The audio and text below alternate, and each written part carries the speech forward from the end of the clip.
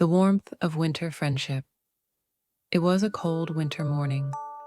Snowflakes fell endlessly, blanketing the branches, paths, and dens in a white cover.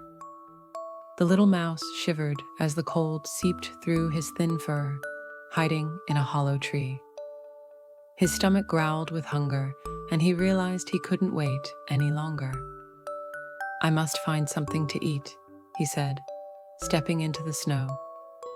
The little mouse pushed through the snow, sinking deeper with every step. The forest was both silent and intimidating. His tail was freezing, and his tiny paws were going numb. Finding food beneath the snow was difficult, but he kept encouraging himself not to lose hope.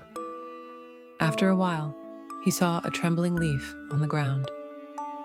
"Maybe there's something under this," he thought, hurrying over. But when he lifted the leaf, all he found was snowflakes. Disappointed, he raised his head and spotted a bush standing out in the snow. As he made his way toward the bush, a voice suddenly called from behind him, "Hey, what are you looking for over there?" The mouse turned around in fright and saw an owl watching him from the branches above. I'm not looking for anything, just trying to find a little food," the mouse replied in a timid voice. The owl flapped its wings. "It takes courage to be outside in this cold, but be careful, the snow could swallow you up in no time." And with that, the owl flew off and disappeared from sight. The mouse, now even more anxious, continued on his way. The snow grew deeper as he walked, and the wind picked up. The little mouse could feel his paws growing numb.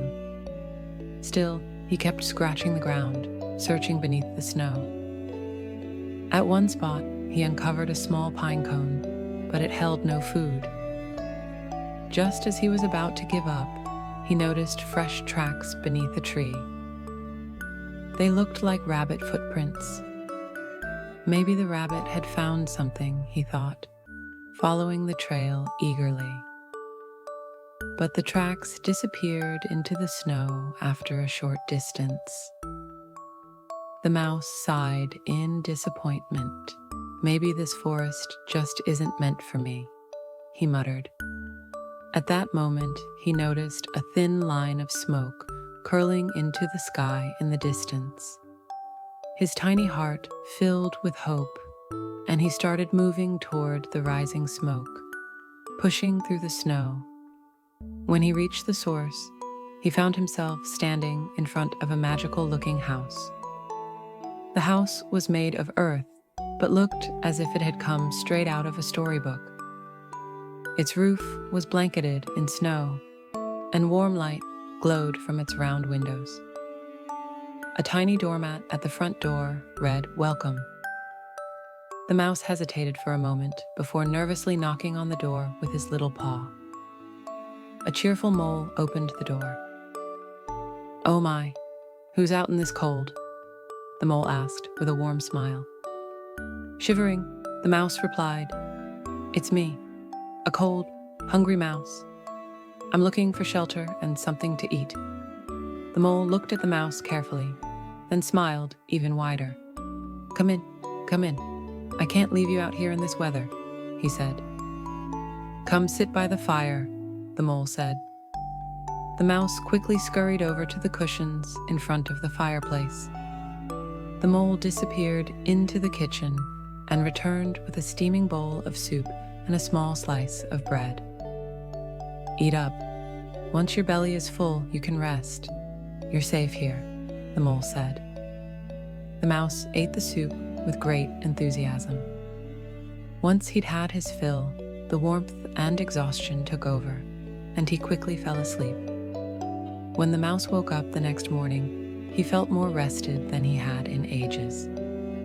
The mole had prepared a hearty breakfast for him. As they ate together, the mouse said, "You have such a lovely home, but the best part is your warm heart." The mole chuckled. "Winter can be tough, but friendship makes everything easier," he replied. The mouse stayed with the mole for several days. The mole shared stories, and they played games together. For the first time, the little mouse found joy in the cold winter days. One day, the mouse thanked the mole and said, "It's time for me to return home now, but I'll never forget you."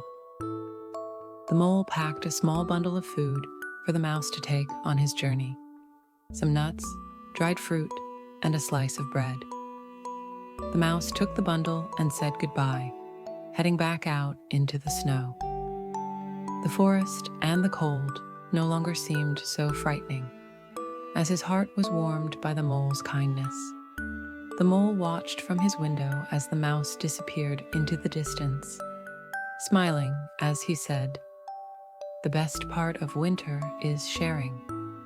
And from that day on, neither the mouse nor the mole ever felt lonely during the winter again, because friendship is enough to warm even the coldest of winters.